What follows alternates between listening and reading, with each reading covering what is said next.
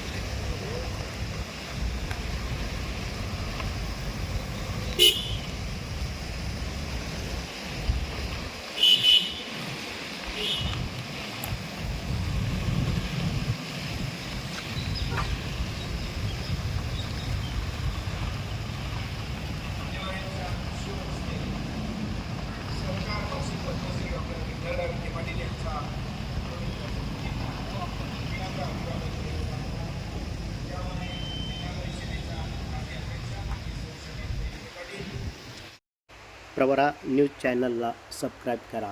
प्रवरा न्यूजसाठी पत्रकार विजय बोडखे, प्रवरा परिसर.